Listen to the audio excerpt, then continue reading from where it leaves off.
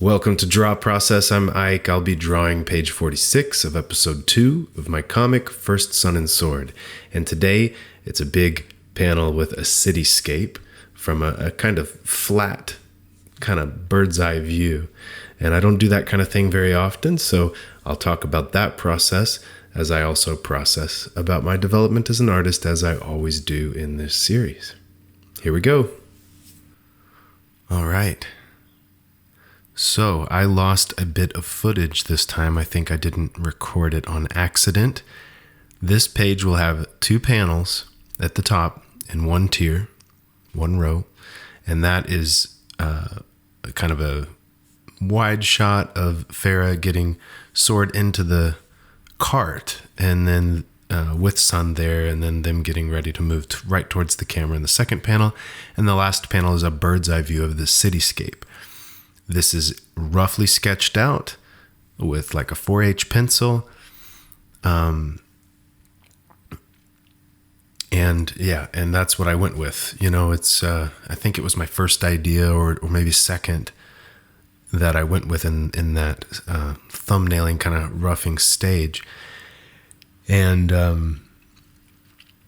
I did try a few different views of this city and how they would be moving through it. Earlier, when they were first in the cart, I had a nice large panel where Sun and Sword are going over a hill away from the camera, like the camera's behind them as they go over this hill, and then way down. So they're up high overlooking a layout of the city ahead of them with in a way it had a somewhat similar setup to this because the vanishing point was very high out of the shot, so we had a pretty high camera looking down. But everything in that had an angle to it going towards a vanishing point that was more off to the right. This one is coming kind of straight down and straight towards you. Now, this city is on a hill coming off of the beach, off of the shore. So I've got my vanishing point that I laid out, but what you can't see very well here is I created a kind of loose grid for myself that indicated the kind of wave of a greater hill and one that's less.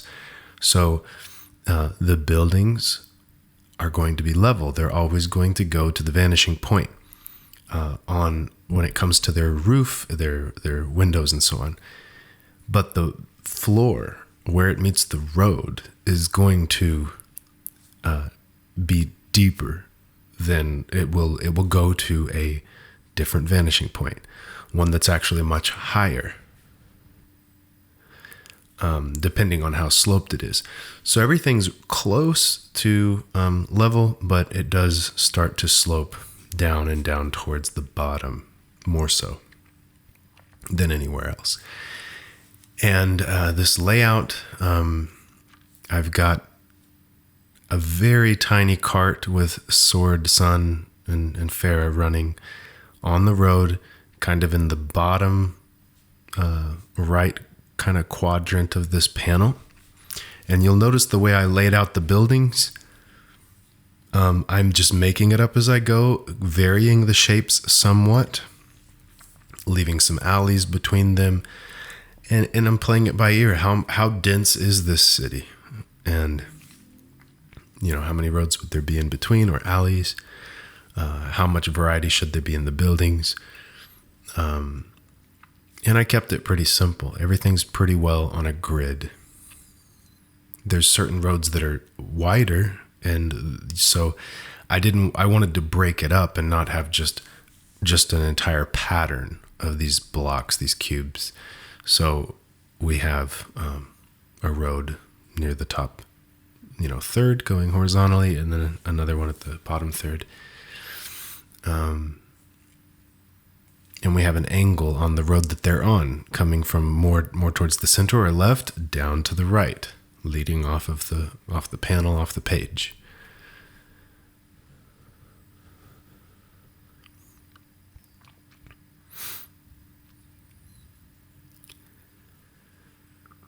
I knew laying out this panel, the first one on the left, I wanted to make sure you saw the full figures, but I didn't want to show much beyond them. I wanted it pretty tight on them. See their full figure, though, in the physical space. And then in this panel, I did go for having the cart coming right towards the camera because I wanted us to see Farah and Sword's face. It's like this page has no one's face on it. Like looking at an angle, you can see their face. There's a kind of a they're not anywhere near looking at the camera, and they're pretty small in this first panel. And so in the second one, you get a better view of our characters. By having the cart move right towards the camera, it's not very dynamic. It's not clear that it is in motion. And that was not important to me, because whether they're just standing there for a second before they run down the hill, like they'd just gotten in that position ready to go, or they're going, that the important thing was not that it was dynamic. It was more so that it was static. Let's just get a shot of them and then move to the city. It's also kind of a transition point from them to the city. Here you'll also notice the horizon line. The horizon is low, but there's a hill behind even at this angle. Is this the angle? Yeah, this is not looking up the hill. It's looking, the other way, which in this case is probably north. Not that it matters. And east is up the hill, the coast being to the west. But there's a hill, so you see buildings faintly in the background moving up higher than the buildings in front of them. One thing that can happen oftentimes with people that, with any artist, but especially newer artists at drawing their cities or their background environments, is they tend to lay out the grid and then make the entire city level, like perfectly flat. There's no hills, no varying planes in that sense, because it just makes more sense. You made the grid, you put your cubes on it, and well, there you go. So I try to make it more dynamic, and in this case, it was part of the design. It was part of the story. This is a city that is fortified up on the hill, but leads down to the shore, which is a main port point for the continent. Now that they've just crossed the sea from the other place they were in the last episode. And here we go. You'll see I switched to a darker pencil so that I could add a layer on top, refining some of these shapes, but not an insane level of detail, but enough that I'm comfortable inking. The more layers you add, the more time it's taking. There is an approach where you could try to do a final pencil, which is probably going to pay more attention to the outline. You could be worried about the final pencil from the start, so that there's less layering done. That kind of saves time,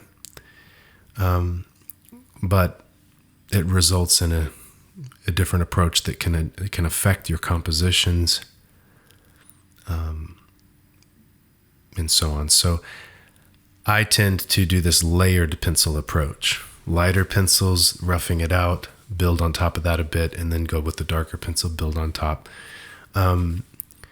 But you'll see that in the background there, I did not add an extra layer of pencils because I had enough detail there that I was comfortable inking it. I'm only adding as much pencil as I feel that I need to be comfortable inking. But by doing it this way, it is taking longer than if I just went straight to inks. So like right here, I don't even know if I get an eraser out, maybe 1-2 times in this entire panel that I'm penciling. And this could have been done with inks probably. It may not have been quite as good because when I do the inks, I'm not just tracing the pencils, I'm thinking of even new details to add and changes to make. So I might get something even better. But this adds time. So someday I might go with these really light pencils and come up with the details as I ink.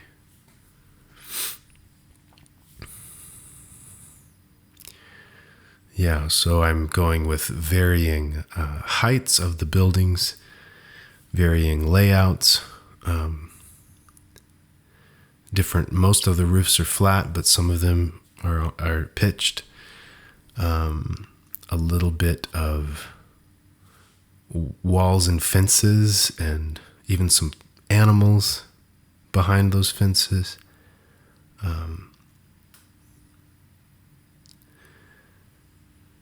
Yeah, and there's the cart, this tiny dot towards the bottom right.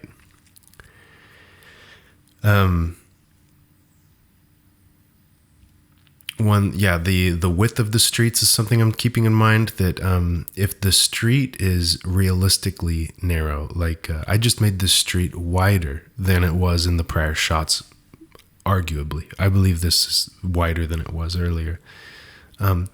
But that was because at this moment, I want a little negative space, a little gap between the buildings. If at this angle, the buildings are all overlapping each other, and therefore there's no negative space. It's just a pattern. It's just bricks on a wall. It's flat. It's boring. So I'm trying to create grouping and space by using the streets.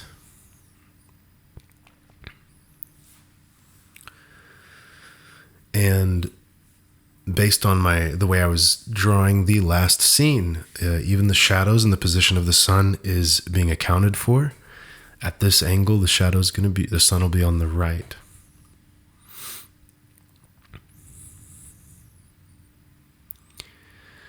And I'll add a little bit of shadow detail with the pencil too, just to find it. There's going to be less detail in the buildings the further back I go. So up closer, windows might be rectangles instead of just a line. There may be a few extra details on the buildings. And as we go back, they become very simple and even broken lines, not even finished lines, as we get especially towards the far back. And I've got little dots all over, the little ants of the humans in this city all over. I really wanted to give you a sense of scale with this panel, and the prior ones that show the city. But I could have moved the camera closer to them. Like I said, I was trying a few different things. I think I had an idea where maybe it would be closer, but that's really hard to do that and show the city more expansively. I want you to see how big it is and how much is going on, how many people are here, how they're enclosed. You know, they're being hunted in this city. They're trapped. The alarms went off. How encircled are they? And well, here you see it. And, you know, giving you a sense of, is it possible to hide in this place? Well, yeah, it needs to look pretty big. It has to be pretty big if they're not going to be found immediately.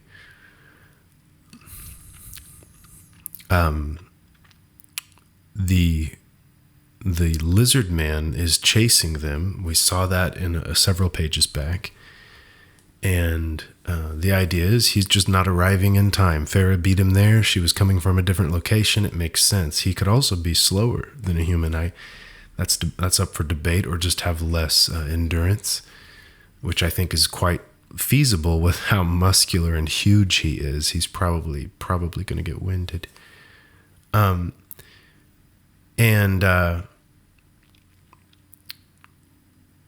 So I chose to not show the lizard man, Karak the man-eater. I chose to not show him in the panel or show him at this point. They're going to begin their escape, and then we'll see him arriving where they just were and then continuing after them. So stretch it out a little longer.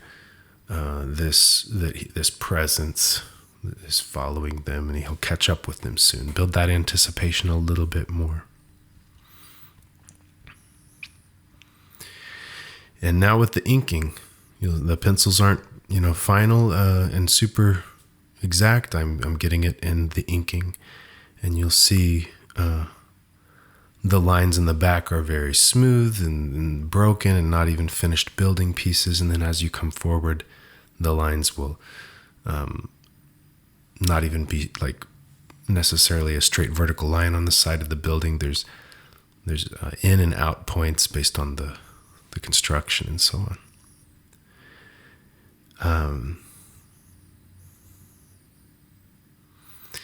Yeah, and this time I chose to start with the background. The way I ink, I tend to not sit back and let my ink dry so that I can move around. I might do that in the future if I choose to do less detail with my pencils, which I like the sound of, to save a layer of pencils to save time. Then I might move my ink pen around the page a lot more the way I would when I pencil. But for now, I tend to go mostly top left to bottom right so that I don't smudge anything to a degree. In this case, I was able to do the entire background up around them and then kind of move down a level and hit the figures here.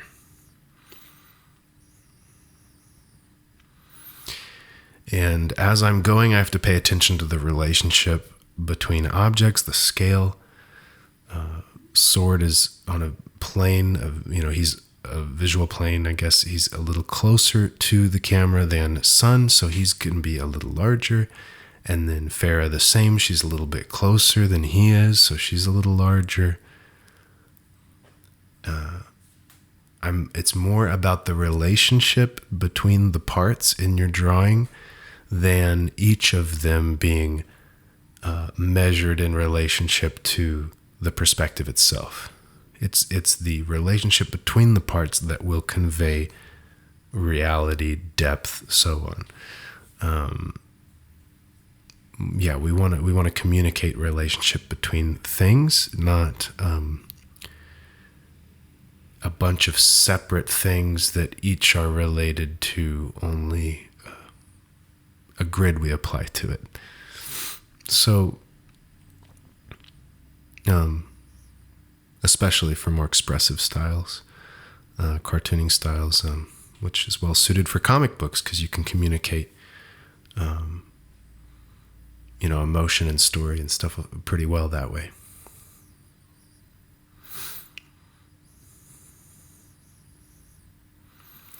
And you'll see on this guy in the background doing just what I'm doing here, I realized that the horizon was lower than I was thinking it was. And, that it was higher. I was thinking it was lower than it actually is. And so when I drew this, when I first inked this guy, he was a little smaller than he should be. He's not that far back. So I'll use whiteout to correct that, but I just raised his shoulders and head a bit to help him look a little bigger, a little more accurate to how big he should look in relationship to them. It still is not perfect. Obviously, that's okay. It's close enough.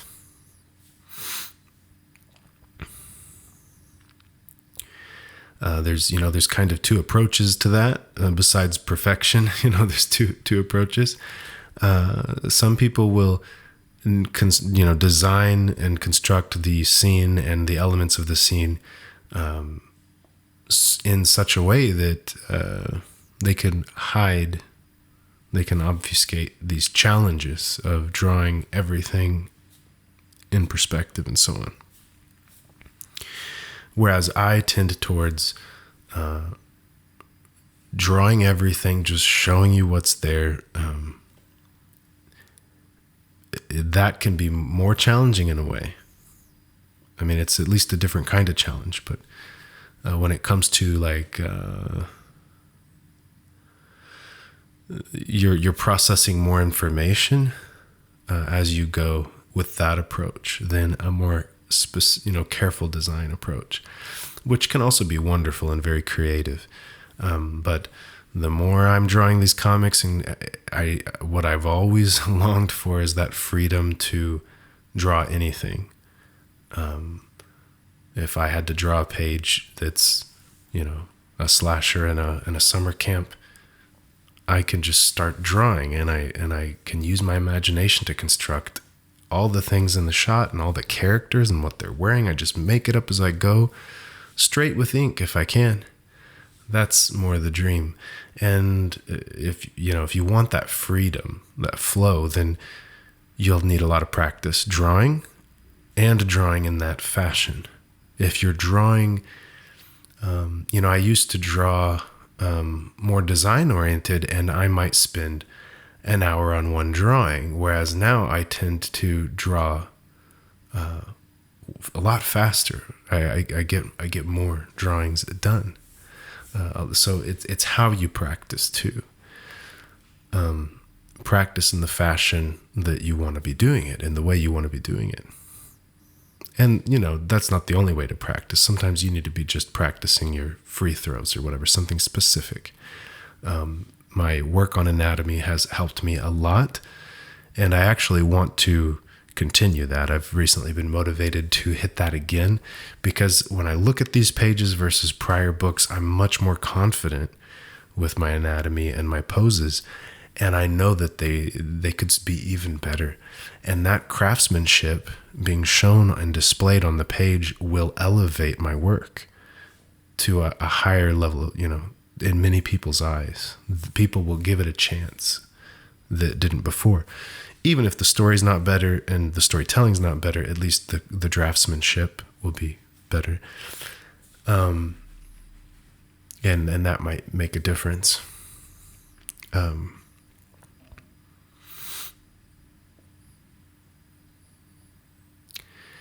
Yeah, and now you'll see I'm starting with the back layer. So when you are, penciling or inking, if you're inking, especially because you're not going to be able to erase, you would think that you would want to start with the things in the most front plane, and things that are behind those things that are layered behind them, you would ink them last, so that you don't run into a situation where a background element is filled in and then a foreground element needs to go on top of it, and then you have to white it out and to make it work.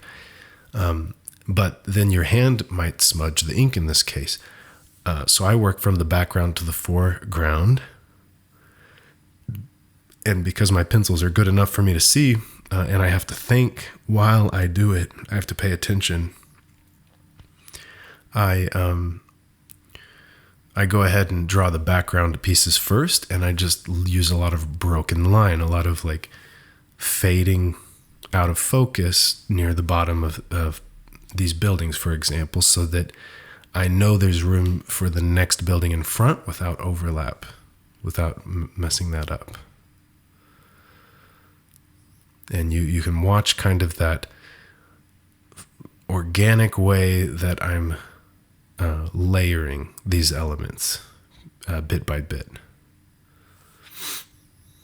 And see, even now I'm starting to notice. I remember at this moment I was like, oh, this panel's so huge. I was starting to fill in, the top left quadrant instead of really, what about the top right? If I go any further to the right here at this moment, then I'm going to smudge it to like move back up. So you'll notice that I move my hand up and get back up there and try to get back on track with kind of a natural progression from top left to bottom right.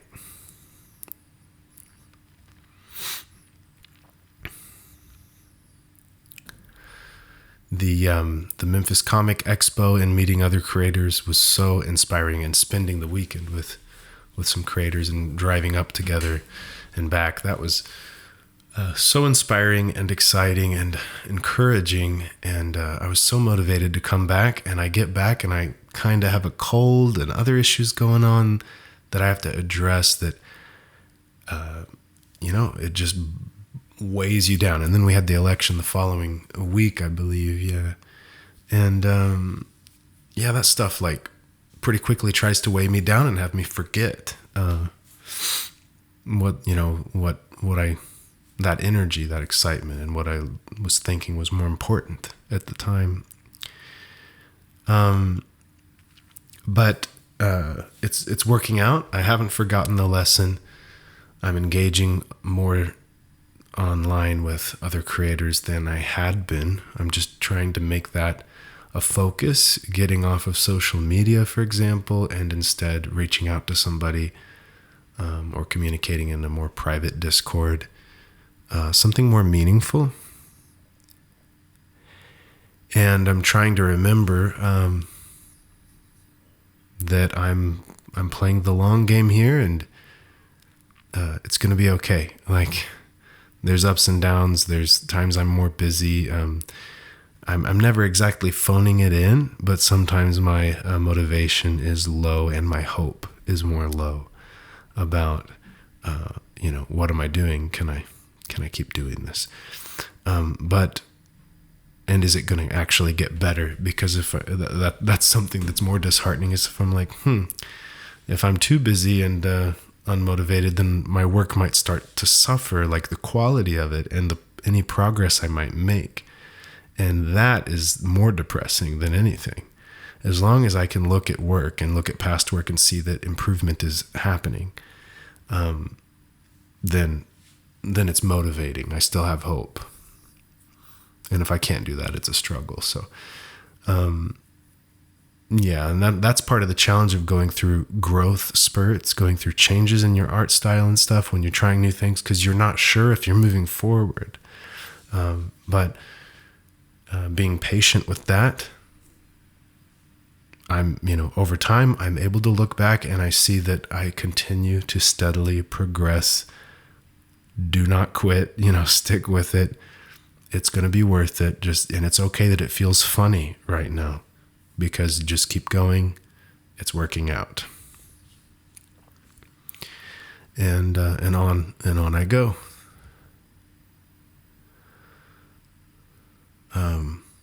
Checking out some books from other creators and, kind of new voices, I think, people that are newer at comics and really enjoying those. It's really cool. The work that goes into making comics and people that are willing to take a crack at sharing their voice and developing their voice as a creator. That feels so good to just connect with people that do that. And I definitely understand the challenges that we have. You'll notice here that I'm hatching in shadows based on a similar angle, light source. They're not perfect, but they're somewhat accurate. I'm trying to let the darkness of the shadows, the contrast of the shadows, a lot of things like that increase the closer we get to the foreground, the closer we get to the camera and to the focus, which is, I'm about to ink it now. It's where they're at on the street. So there's a gap in the street here. It's very small, but you can see the circular well and that stone spot around the well that they were just at. And then if your eye follows that open space down, you will see some squiggles of the dust cloud behind them and their cart, which I didn't ink that yet. So I'll get back over to that spot. And they're close up against the shadow too. So they're framed in by the buildings and shadows on each side. And then, and with the color, I tried to make them pop a little bit too, to help you see that spot. At the same time, this page is not using up a lot of energy from the reader as far as the visual and, literary or info that the amount of data they have to process. It's pretty simple. It's one big panel, no words on it. The other two panels above are simple. Even though there's a lot in this panel, it is easy to process because it's very repetitive. It's just clearly just this kind of generic, kind of layout of a city. So I thought it's not too bad if they do not easily spot our main characters. If this becomes a slightly Where's Waldo moment, that's okay. They can slow down for a minute and try to make sense of what they're seeing. It's not a bad, and it fits with this being expansive. It's dynamic in the sense of, in comparison to the small panels, this is kind of the big one. So it fits that the reader would spend more time at this moment.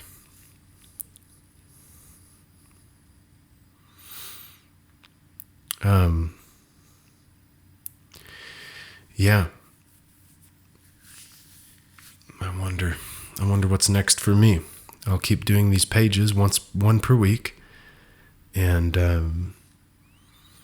I think I'm going to arrange and be a part of more meetings online with some cool creators. Some in the Clever Kaiju community, and some that are, just going to be our guests to come visit with us.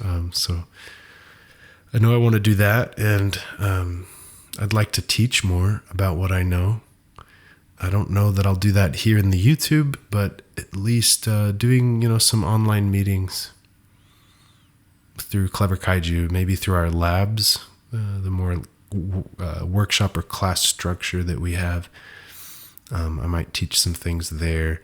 Of course, at least in these videos, I will tell you what I'm doing, and I'll try to share that for my social media, even though I don't use that very much.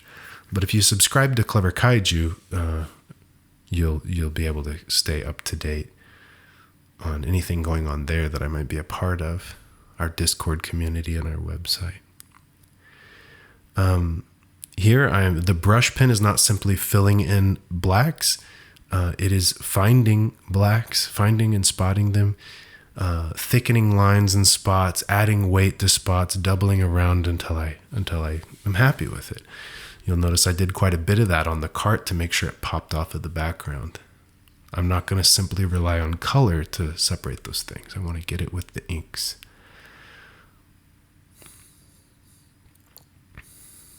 You'll see how I am choosing areas to thicken the lines and add some blacks to add some weight, and higher contrast in certain areas. But I'm not going to add much of that far from the camera towards the back. That stuff is, it's not going to be high contrast. You're not going to see it clearly at that distance. There's too much atmosphere, in between you and those things.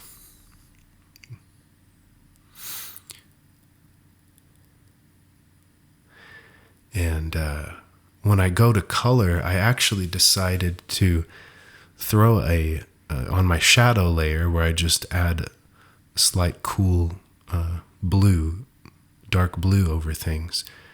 I added that. I added a shadow near the top of this panel. It was a kind of a last minute decision, but this panel appeared kind of flat when the colors were flat. By throwing a shadow on the top, quarter of it or so, it pushed it back. And it's somewhat realistic because it reminds me of when I've seen variation in a landscape from where there's sun and where there's clouds. So the sort of the shadow cast by clouds that you would see at this kind of vantage point.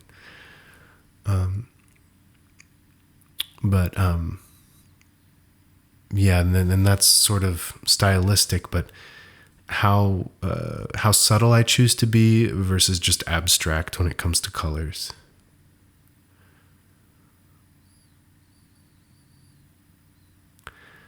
And there's I find my own balance for that.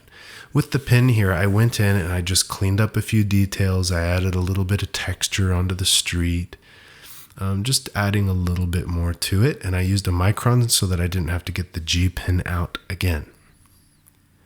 And here's the finished page.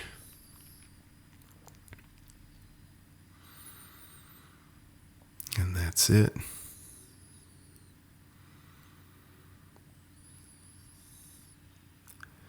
And the last words from our characters before this transition and end of the scene. Our characters are back together. This would be sort of like that point in the story where they've overcome They seem to be going up. They're reconnected. It's looking good before it gets bad, before the final act. So this kind of closes the act at this point when it comes to story.